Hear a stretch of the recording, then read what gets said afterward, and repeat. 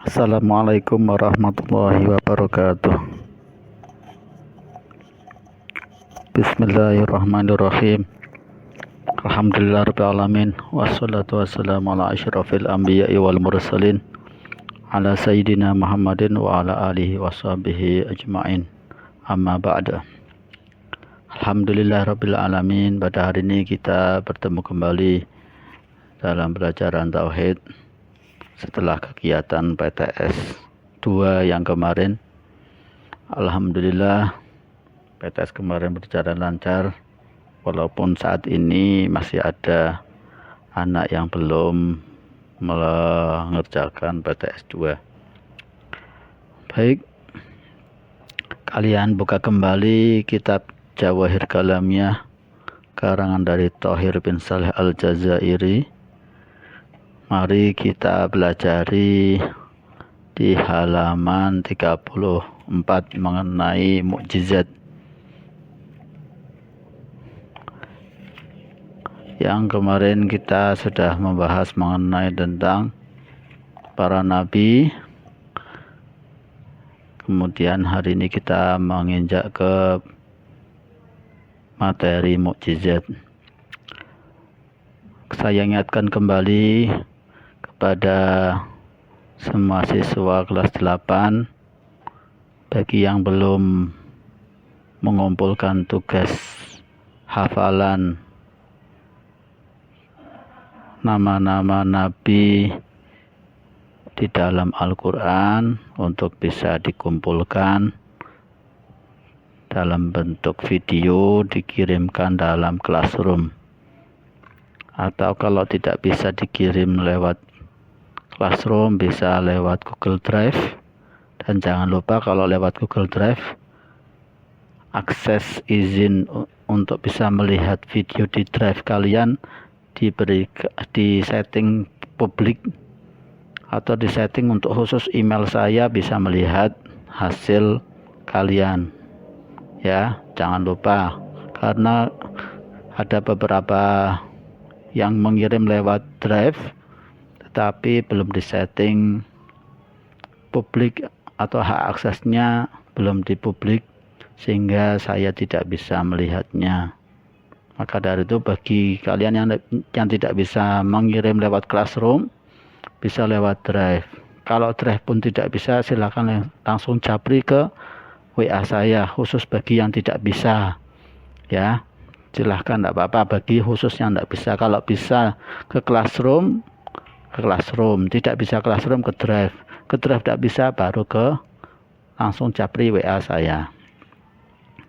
Baik, mari kita buka halaman 34 mengenai pembahasan tentang mukjizat. Beberapa hari yang sebelum PTS sudah diterangkan di dalam kelas. Bagi yang mengikuti tatap muka, di dalam kelas sudah diterangkan mengenai mukjizat. Mukjizat, mal mukjizah. Al mukjizah amrun khariqul lil adah yadharu ala yadi mudda'i an-nubuwah muwafiqan li da'wah ala wajhin yu'jizul munkirina anil ityani bimislih. Apakah yang dimaksud mukjizat itu?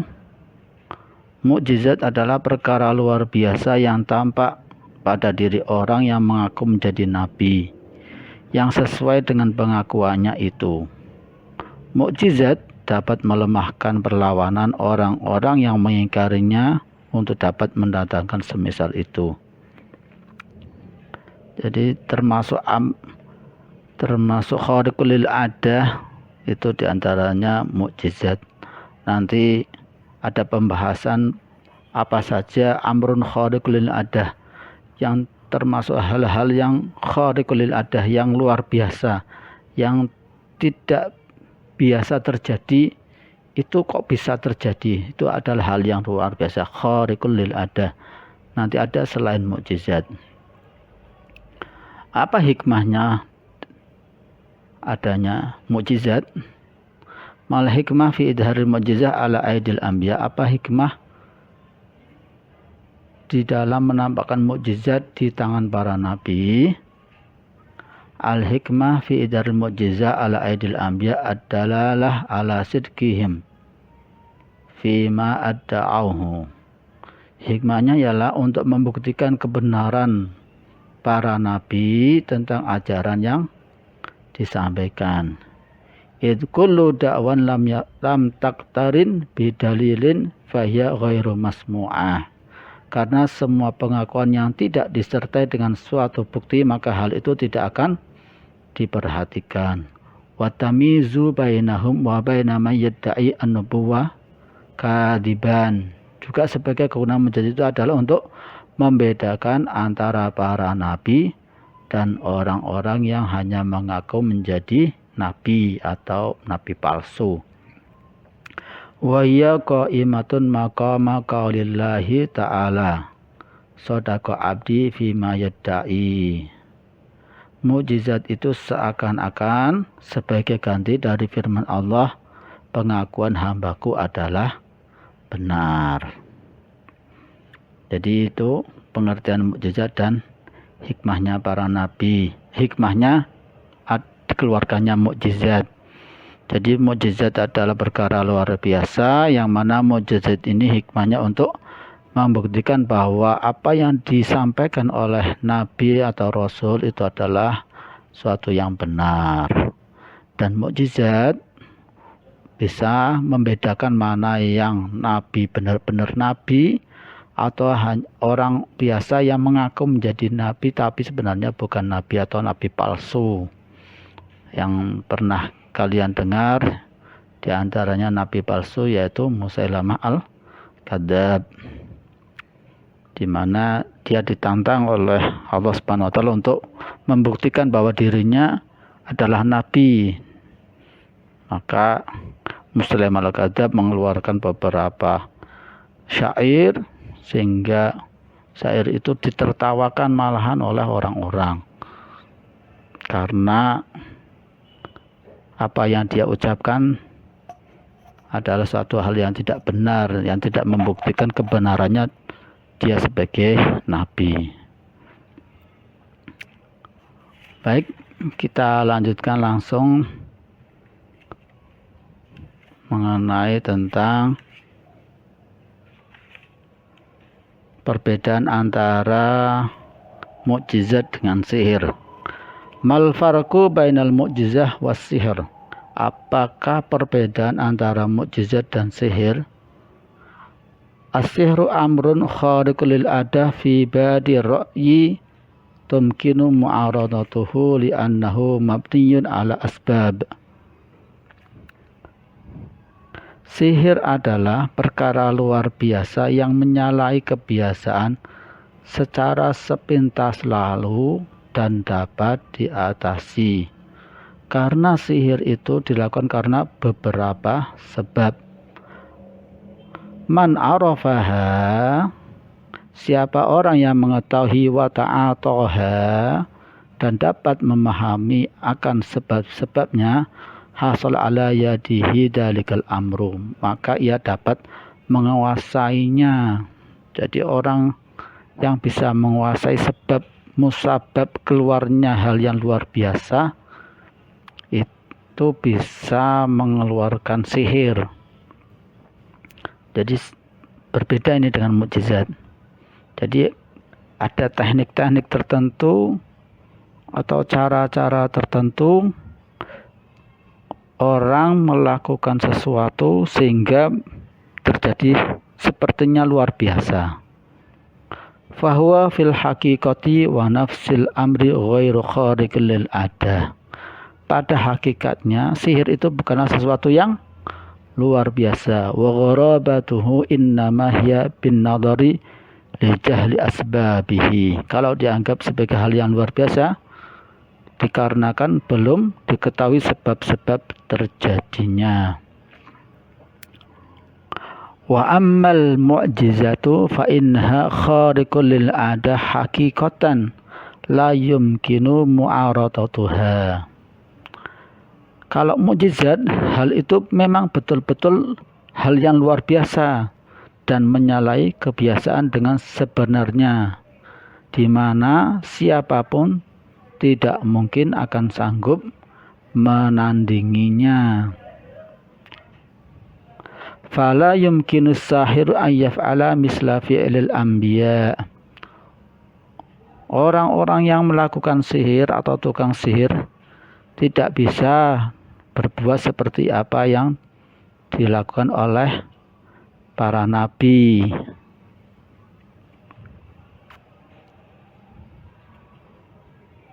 Contohnya min ja'lil mayyiti hayyan wa qalabil asa hayyah, seperti yang dilakukan oleh Nabi Isa, di mana Nabi Isa menghidupkan orang yang sudah meninggal. Ya. Walida'a manat saharatu fir'auna bi Musa alaihi salam lamma sarat asau hayatan hakikatan. Begitu pula tukang sihir yang dilakukan pada saat Nabi Musa waktu Nabi Musa melawan para sihirnya Fir'aun. Ya. Jadi Nabi Musa mengeluarkan tongkat, para penyihir Fir'aun mengeluarkan tali yang sepertinya berubah menjadi ular-ular kecil. Wabtala'at isiyahum wa hibalahum lima'rifatihim bi anna hada mimma la ya'ti bihi sir. Oleh karena itu, beberapa tukang sihir menjadi beriman kepada Nabi Musa alaihissalam setelah tongkat beliau betul-betul menjadi ular.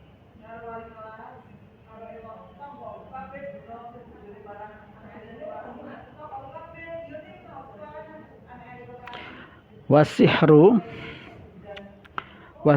masdaruhu min nafsi ammarati bisu. Dan sihir itu sumbernya berasal dari nafsu amarah yang buruk, yang jelek. Takunu madharon lil fasad, dan untuk kejelekan, untuk bertujuan untuk berbuat tidak baik, untuk kerusakan.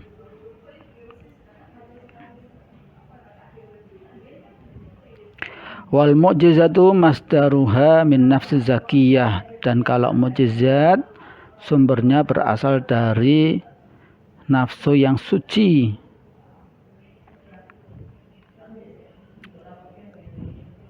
Jiwa yang suci. Takunu madharul salahi wal irsyad, yang menjurus ke arah kebaikan dan petunjuk yang baik. Jadi kalian sudah tahu perbedaan antara sihir dengan mukjizat. Jadi kalau mukjizat itu secara benar-benar atau secara hakikat memang benar terjadi karena Allah Subhanahu wa taala mengizinkan kejadian tersebut. Sehingga tidak mungkin mukjizat ini ditiru oleh siapapun. Berbeda dengan sihir. Kalau sihir bisa ditiru kembali, bisa diramu kembali, ditiru kembali. Berbeda dengan mukjizat. Kalau mukjizat tidak bisa ditiru. Sedangkan sihir itu berasal dari orang-orang yang mempunyai tujuan yang jelek, yang buruk, untuk mencelakakan orang atau membuat pengaruh orang biar tertarik atau yang lain-lain. Sihir banyak macamnya di Indonesia. Di antaranya ada santet, ada pelet, ada ngepet, ada pesugihan, dan lain-lainnya.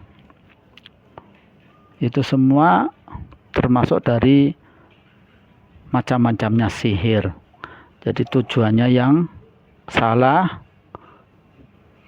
sehingga apa yang dihasilkan menjadi madharat, menjadi kejelekan bagi orang yang melakukan sihir atau orang yang menerima sihir. Tidak diperbolehkan orang Islam, manusia, untuk belajar sihir. Haram hukumnya. Diharamkan hukumnya orang mempelajari sihir.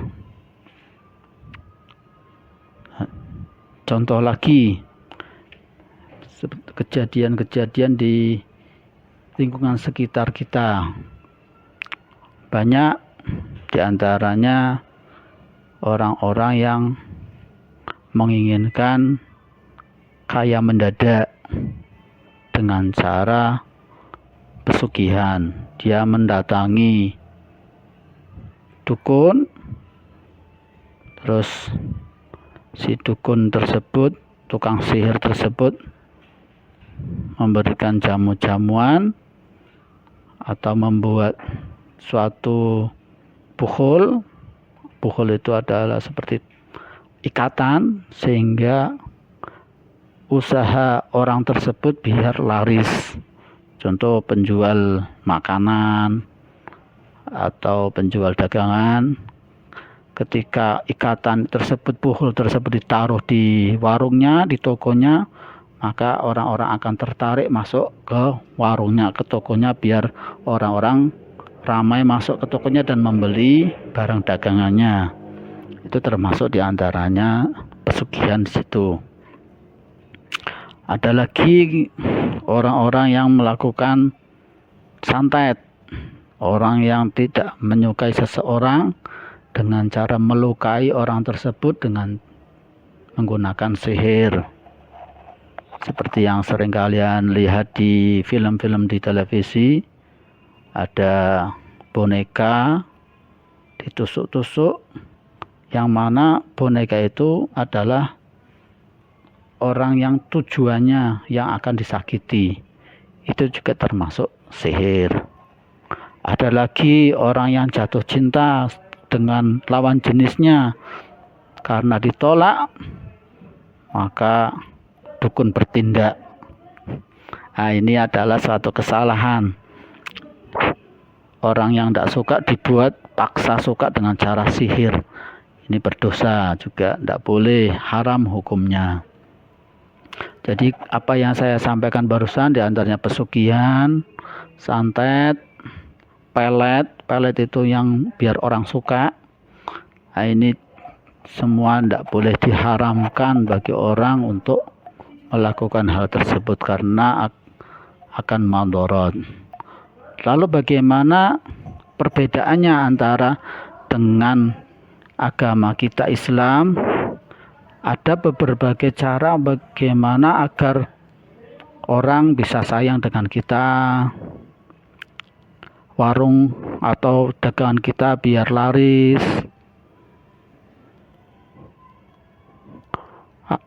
atau yang lainnya. Itu di dalam agama Islam sudah diajarkan. Ada contoh seperti surat Al-Quran, yaitu Al-Waqiah. Surat Al-Waqiah itu surat kaya. Kalau kamu ingin menjadi orang yang banyak rezekinya, Allah Subhanahu wa ta'ala berfirman dalam surat Al-Waqiah. Jadi kalian bila terbiasa membaca surat Waqiah, insya Allah akan dimudahkan rezekinya. Kemudian kalau ingin disayangi orang lain, disegani oleh orang lain, kalian bisa dengan cara rajin melakukan sholat, rajin beribadah. Secara otomatis nanti Allah Subhanahu wa ta'ala akan memberikan aura di dalam tubuh kalian, rasa wibawa. Jadi orang lain akan melihat dirimu segan dan bisa lebih mudah disenangi dalam melihat kalian. Jadi Allah Subhanahu wa ta'ala memberikan bonus bagi kalian jika kalian taat kepada Allah Subhanahu wa ta'ala. Tentunya dengan cara ikhlas, bukan karena ingin mendapatkan kekayaan atau kewibawaan atau kasih sayang, bukan, tapi memang beribadah mencari ridho Allah Subhanahu wa ta'ala.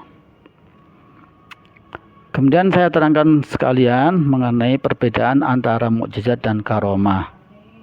Mal farqu bainal mu'jizah wal karamah? Apa perbedaan antara mu'jizah dan karamah? Al karamah amrun khariqun lil ada yadar ala yadil wali fahiya ghairu makrunatin bid'awan nubuwah. Karamah adalah perkara luar biasa yang tampak pada seorang wali yang tidak disertai dengan pengakuan sebagai nabi. Wa ammal mu'jizah fa innaha takunu makrunatan bid'awan nubuwah. Kalau mukjizat perkara luar biasa yang disertai dengan pengakuan sebagai nabi. Wal waliyyu huwal arifu billahi ta'ala wa sifatihi hasba ma yumkinul muwadhibu ala ta'atil mujtanibu lil ma'asi was sayyi'at. Yang disebut wali adalah orang yang mengenal kepada Allah Subhanahu wa taala dan sifat-sifatnya menurut kadar kemampuannya. Ia selalu mentaati perintah-perintah Allah, menjauhi perbuatan maksiat dan perbuatan yang jelek, dan berpaling dari kenikmatan dan syahwat. Wal mu'ridu 'anil inhimaki fil ladzati wasyahwat. Dia menghindari dari perbuatan senang-senang, perbuatan syahwat. Wa dhuhurul karamah ala yadi ikramu lahu mir rabbih.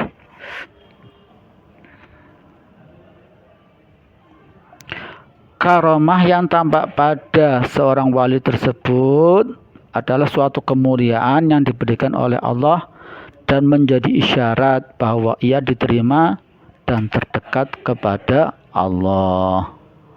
Wa isyaratun liqabulihi indahu wa qurbih. Ya. Menjadi isyarat bahwa dirinya diterima oleh Allah Subhanahu wa taala, dia diberikan karamah. Bisa mengeluarkan sesuatu yang luar biasa seperti halnya mukjizat.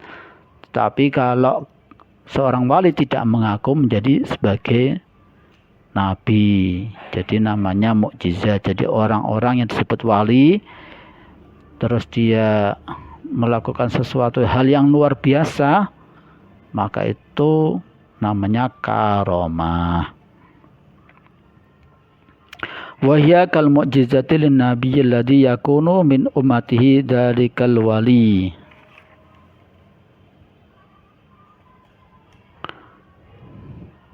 Karamah bagi wali seorang itu seperti halnya dengan mukjizat bagi seorang nabi, dan wali itu termasuk sebagian dari umatnya. Idil waliyu la yakunu waliyan hatta yakuna mukirran bi risalati rasulih. Ya. Jadi wali ini mengajarkan risalah nabinya, risalah rasulnya. Apa yang disampaikan rasul disampaikan kembali oleh para wali sebagai pewaris para nabi.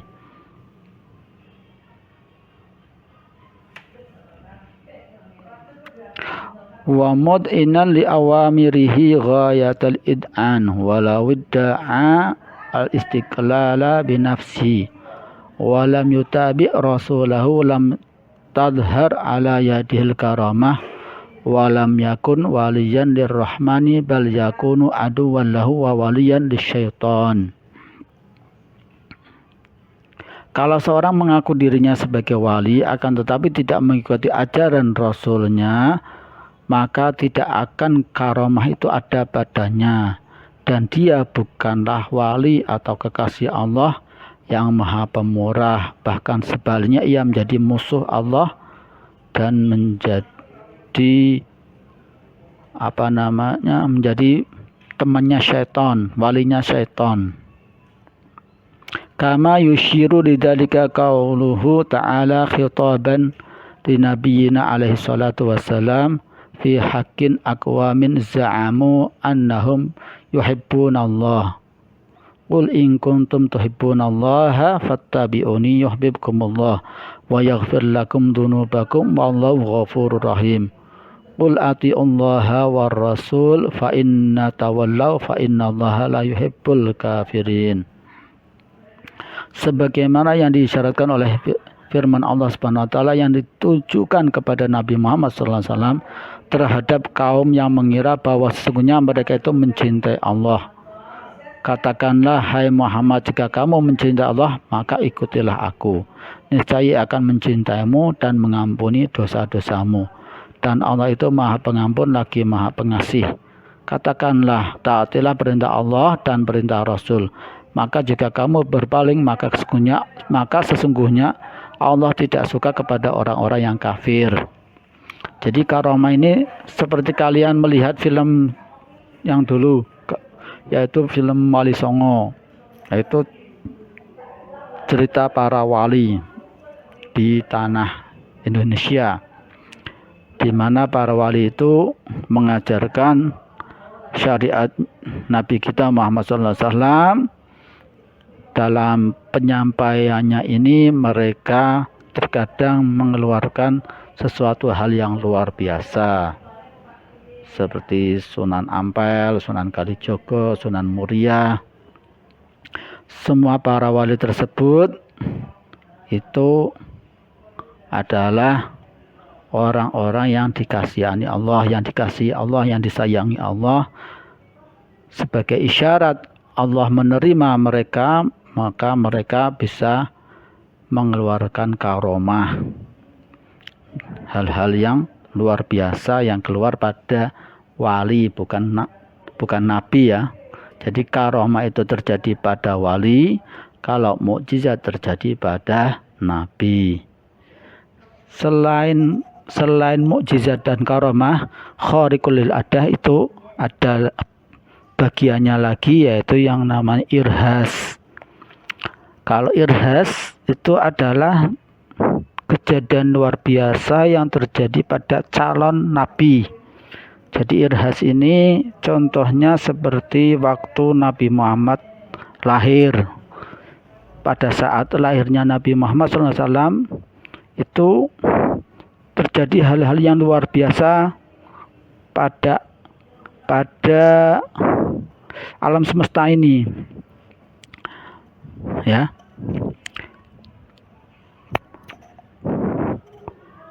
Seperti api di mana itu? Romawi, Pak. Sesembahan kaum Majusi itu apinya padam pada saat lahirnya Nabi. Kemudian runtuhnya berhala-berhala. Kemudian Nabi Muhammad lahir sudah terhitan. Kemudian lahir dalam keadaan sujud. Kemudian pada saat sudah menginjak mulai dewasa itu Nabi juga didatangi malaikat untuk dibedah dadanya, disucikan hatinya. Kemudian hal-hal yang luar biasa pada saat dia diasuh oleh ibunya atau yang menyusuinya. Ada hal-hal yang luar biasa terjadi pada Nabi Muhammad SAW ketika sebelum menjadi nabi. Ya, di situ dikisahkan banyak contoh orang yang mengasuh Nabi, yang menyusuinya itu adalah orang yang miskin, yang susunya itu tidak keluar dengan bagus, tetapi begitu dia menyusui Nabi, dia air asinya itu keluar dengan lancar. Kemudian hewan peliharaannya yang kurus itu jadi gemuk dan setiap hari mengeluarkan susu kambing. Jadi kambingnya menjadi gemuk. Terus daerahnya yang dulunya tandus itu menjadi banyak rumputnya, sehingga makanan kambing itu selalu tersedia. Itu adalah hal-hal yang luar biasa terjadi pada saat Nabi kecil, ya, sebelum menjadi nabi. Kemudian contoh lagi kejadian Nabi Musa. sebelum jadi nabi itu kan lahir pada zamannya Fir'aun. Bila ada bayi laki-laki maka akan dibunuh, tetapi Nabi Musa selamat karena dilahirkan kemudian dialirkan ke sungai. Ya, itu satu mukjizat juga bahwa dia kok bisa selamat sampai pada sungainya di tempat permaisuri pada saat mandi di aliran sungai di dekat istananya Fir'aun. Ketika mulai dewasa pun pada saat ada kejadian-kejadian luar biasa pada Nabi Musa alaihissalam. Kemudian Nabi Isa juga lahir. Ya. Banyak kejadian-kejadian yang terjadi pada masa kecilnya Nabi, itu namanya irhas. Jadi bukan mukjizat tapi irhas.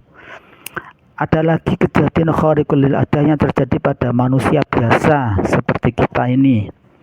Apa itu khariqul lil adah? Bagi manusia namanya ma'unah. Ma'unah itu artinya pertolongan. Contoh seperti kejadian kemarin ada tsunami besar. Banyak orang-orang yang meninggal kena tsunami, tetapi ada beberapa orang walaupun kena tsunami dia tetap bisa hidup. Dia masih bisa hidup, bahkan berhari-hari di dalam tanah longsor itu dia masih bisa hidup. Itu termasuk dari ma'unah, pertolongan. Atau kejadian-kejadian luar biasa yang terjadi pada manusia biasa yang lain. Contohnya dia diselamatkan dari kecelakaan. Harusnya dia berangkat naik pesawat, tetapi karena Allah Subhanahu wa taala memberikan pertolongan, dia terselamatkan tidak naik pesawat yang sebenarnya pesawat tersebut akan mengalami kecelakaan, sehingga dia tidak ikut naik pesawat tersebut. Dia diselamatkan oleh Allah Subhanahu wa taala dengan tidak diberangkatkan naik pesawat. Itu termasuk dari ma'unah. Jadi khariqul lil adah itu ada mukjizat, ada irhas, ada karomah dan ma'unah. Mukjizat terjadi pada nabi, irhas terjadi pada calon nabi, karomah terjadi pada wali, ma'unah terjadi pada manusia biasa. Oke, kalau ada pertanyaan kalian bisa bertanya lewat WA atau lewat diskusi forum di Classroom. Saya cukupkan sekian, terima kasih. Jangan lupa bagi yang belum mengerjakan tugas untuk segera menyelesaikan ya. Sekian dari saya. Subhanakallahumma wa bihamdika asyhadu an la ilaha illa anta astaghfiruka wa atubu ilaik. Wassalamualaikum warahmatullahi wabarakatuh.